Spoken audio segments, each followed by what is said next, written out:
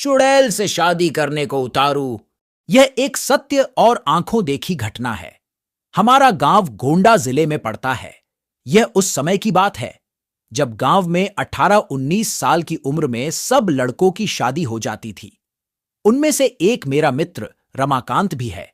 उसकी शादी 3 साल पहले हो चुकी थी और अब उसका गौना भी आ गया था।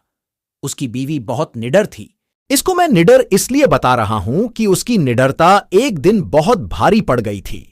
3-4 साल पहले तक गांव की अधिकतर औरतें सुबह सुबह उठकर लौटा लेकर नित्य क्रिया के लिए कोई खेत में तो कोई खुले मैदान में जाती थी। वो भी जब गांव के पुरुष लोग सो रहे हों तब जाती थीं। कुछ दिन बीत गया तो अब रमाकांत को एक सुंदर सी बेटी हुई। बेटी अभी 8 महीने की थी। उस समय उसकी बीवी सुबह सुबह अकेले उठकर खेत में चली गई और अपने सासू मां को या फिर अपनी जेठानी को भी नहीं जगाया। वह अकेले ही चली गई क्योंकि वह तो बहुत निडर थी।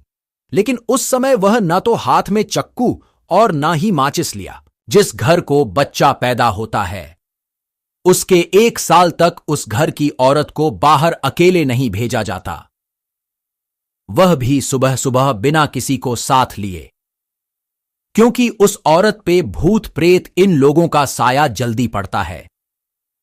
लेकिन वह अकेले गई थी। तभी वहां बेल का पेड़ लगा था। उस पर एक चुड़ैल घूम रही थी जो इसके साथ नहीं आना चाहती थी, लेकिन फिर भी वह आ गई। जब रमाकांत की औरत खेत से आई तो लौटा फेंककर पलंग पर बैठकर गाना गाने लगी।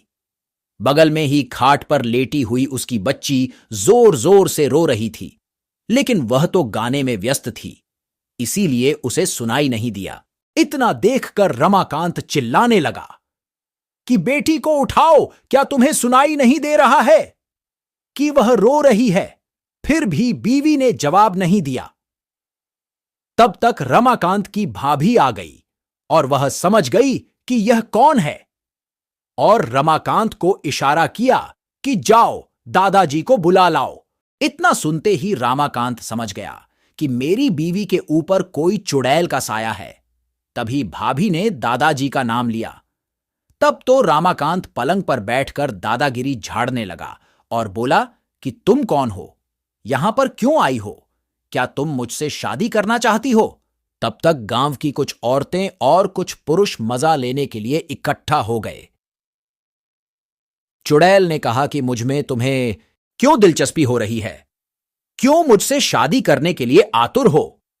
तो रमाकांत झट से बोला कि मैं कुछ काम धंधा तो करता नहीं, लेकिन अगर तुम साथ रहोगी तो धन दौलत लाती रहोगी। चुड़ैल ने हंसकर बोला, ऐसा कुछ नहीं होता। हमारे में भी कोई ना कोई मुखिया जरूर रहता है जो धन दौलत की रखवाली करता है। तुम चाहो तो हमारी दुनिया में चलो, तब मैं तुम्हें सब कुछ दूंगी, पर अभी नहीं, क्योंकि तुम जीवित हो। रमाकांत समझ गया कि अब मेरे हाथ कुछ नहीं आने वाला है, तो उसने बोला कि ब्राह्मण परिवार में आते हुए तुम्हें डर नहीं लगा। और नीचे बैठे हुए सब लोग मजे लेते हंस रहे थे। तब तक दादाजी भी आ गए और बोला कि यहां से सब लोग हट जाओ और अपने अपने घर जाओ। इतने में रमाकांत की बीवी भी पलंग से नीचे उतरकर सिर पर पल्लू डाल दिया और चुड़ैल भी चली गई। तब रमाकांत मन ही मन बड़बड़ाने लगा कि इनको भी अभी आना था। अगर थोड़ी देर बाद आते तो क्या पता मैं भी मालामाल हो जाता। बेचारा रमाकांत बहुत दुखी हो गया।